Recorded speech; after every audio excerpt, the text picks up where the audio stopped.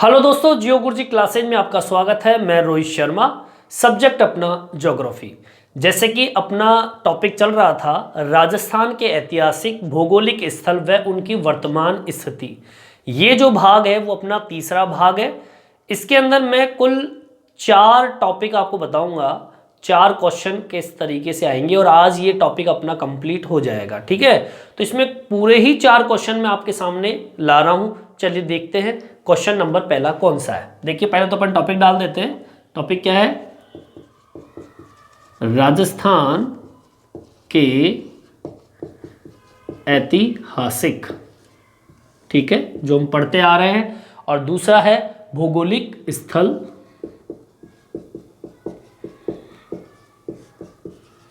और तीसरे नंबर पे जो है वो है इनकी वर्तमान स्थिति। चलिए इन्हीं की बात करते हैं। सबसे पहला बिंदु जो आता है वो आता है चंद्रावती। एग्जाम में कई बार पूछा जाता है चंद्रावती के बारे में। चंद्रावती क्या है? चंद्रावती शब्द जो है ये सिरोही का एक प्राचीन नाम था। ठीक है, तो इसका आंसर क्या? सिरोही का प्राचीन नाम। ठीक है, सिरोही का प्राचीन नाम है ये क्या? चंद्रावती। ठीक है, अब आपको बता दूं, जब इसके बारे में पता चला, या फिर कह दीजिए कि क्योंकि ऐतिहासिक चीज है, ऐतिहासिक चीजों का तो आज हम जब खोज करते हैं तो पुरानी चीजें देखने को मिलती है। तो पुरानी चीजों के अंदर एक चीज विशेष देखने को मिली कि यहां पर जब पता चला तो भूकंप रोधी जो इमारतें हैं वो सिरोही के अंदर, चंद्रावती जिसे हम कहते हैं, इस चंद्रावती के अंदर भूकंप रोधी इमारतें यहां पर पाई गई। ठीक है, इसको मेंशन करता हूं मैं यहां पे। यहां भूकंप रोधी इमारतें मिली है।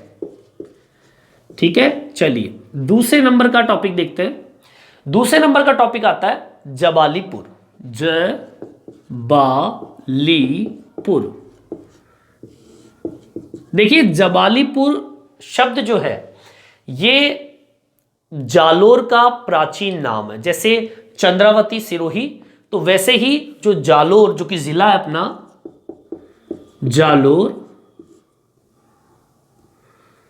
जालोर का प्राचीन नाम है। ठीक है, जालोर जिले का प्राचीन नाम क्या है? जबालीपुर। और जबालीपुर कैसे नाम पड़ा आपको बता दूं, यहां पर एक ऋषि थे। यह जबाली ऋषि की भूमि मानी जाती है जालोर को। ठीक है, यह मेंशन करता हूं मैं, यह जबाली ऋषि की भूमि मानी जाती है। ठीक है, ये जो जबाली ऋषि थे, इस ऋषि के नाम पर, इन्हीं ऋषि के नाम पे जबालीपुर पड़ा। और ये जबालीपुर जो है वो जालोर का प्राचीन नाम है। और सुनिए इसके बारे में एक इंटरेस्टिंग चीज और बताऊंगा आपको मैं, कि इस क्षेत्र के अंदर एक वृक्ष पाया जाता है। ठीक है, उसको बोलते हैं जाल वृक्ष। ठीक है, इस क्षेत्र में जाल वृक्ष पाया जाता है। और मैं आपको बताऊं, ये जो जाल वृक्ष है ये बहुत ही घना वृक्ष माना जाता है। और ये वृक्ष धूप से बचने के लिए इसका उपयोग किया जाता है। इस वृक्ष का प्रयोग धूप से बचने के लिए किया जाता है। ठीक है, तो 2 क्वेश्चन आपके सामने, 2 टॉपिक आपके सामने रखे मैंने, चंद्रावती और जबालीपुर। ठीक है, चलिए आगे की ओर बढ़ते हैं। तीसरे नंबर का टॉपिक देखते हैं अपन। अब इसे उतारिए, आप लोग उतारना चाहे तो। ठीक है, तीसरे नंबर का टॉपिक देखें। तीसरे नंबर का टॉपिक क्या है? देखिए तीसरे नंबर का जो टॉपिक है वो है वो है मलावी, ठीक है, मैलानी, सॉरी मालानी, मालानी। देखिए इस शब्द का मतलब सुनिए।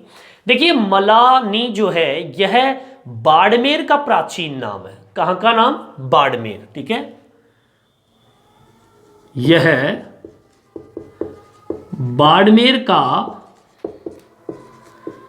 प्राचीन नाम है, ठीक है।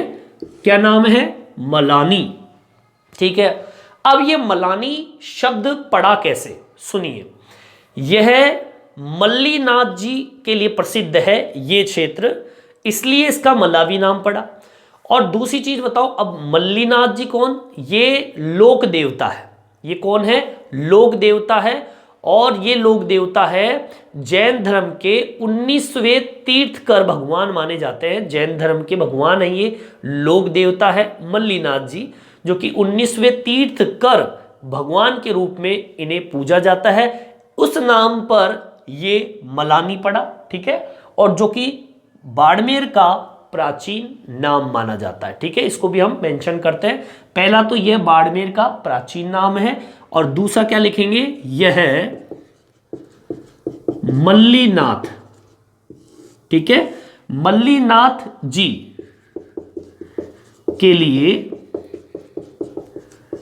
प्रसिद्ध है, और इसे बोलते हैं लोक देवता, ठीक है। लोक देवता के नाम से इसको जाना जाता है। और ये कौन है मल्लीनाथ जी? मैंने बताया आपको, जैन धर्म, ठीक है। जो आपका जैन धर्म है, उस जैन धर्म के 19वें तीर्थकर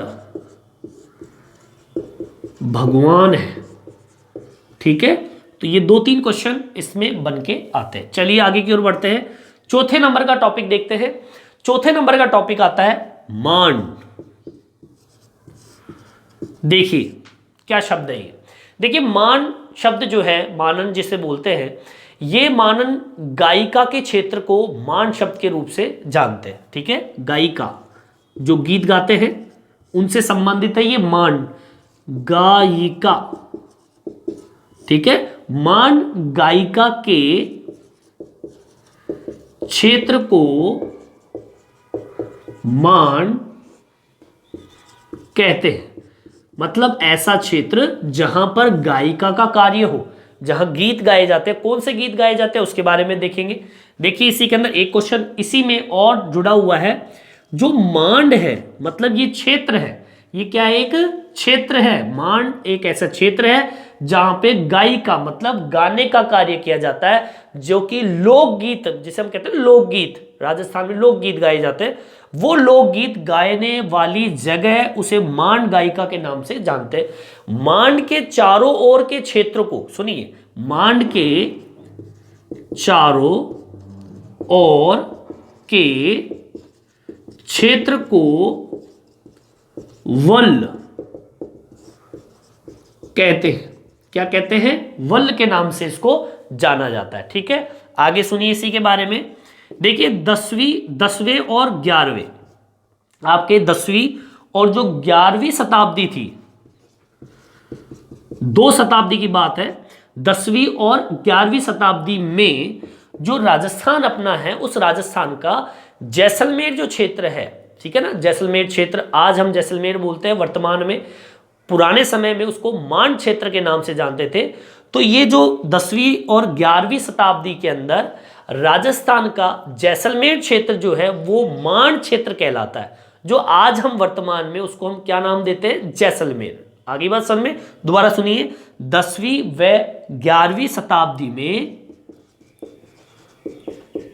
राजस्थान, ठीक है, राजस्थान का जैसलमेर, ठीक है, जैसलमेर। और ये जैसलमेर जो है वर्तमान में, वर्तमान में जैसलमेर, पुराने समय में मांड, जैसलमेर क्षेत्र मांड कहलाता है। आगे बात समझ में।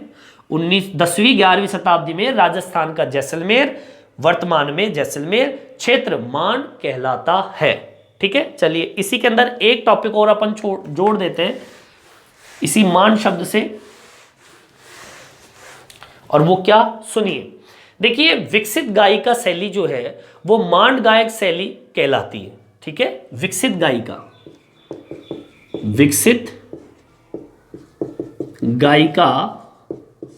शैली मांड, ठीक है ना, मांड जो कि गायिका से संबंधित है, मांड शैली कहलाती है। हम इसको इस तरीके से समझ सकते हैं, इसका एक मैं छोटा सा डायग्राम आपके सामने समझाऊंगा। और जो मांड शब्द का इस्तेमाल जो है, या मांड का इस्तेमाल किया जाता है कहां पर, मांड का इस्तेमाल किया जाता है लोकगीत के अंदर। लोकगीत मतलब लोकगीत जहां पर गाए जाते हैं उस क्षेत्र को मांड कहते हैं, और ये मांड गायिका क्षेत्र को ही हम मांड के नाम से जानते हैं। मांड के चारों तरफ का जो क्षेत्र होता है उसे हम वल्ल कहते हैं। और 10वीं 11वीं शताब्दी में राजस्थान का जो जैसलमेर है, जिसे हम वर्तमान में जैसलमेर कहते हैं, पुराने समय में मांड कहलाता है।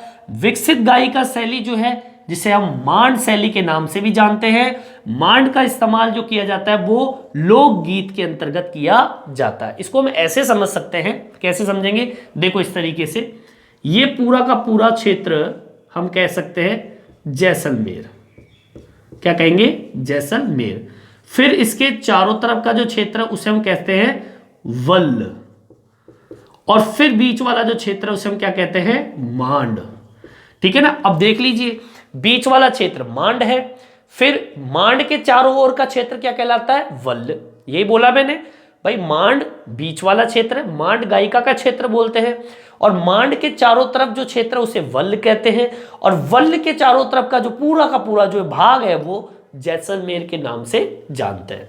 वर्तमान में मांड व वल्लभ को हम जैसलमेर के नाम से ही जानते हैं। ठीक है, दोनों मिलकर एक ही शब्द निकलता है, वो निकलता है पूरा का पूरा जैसलमेर।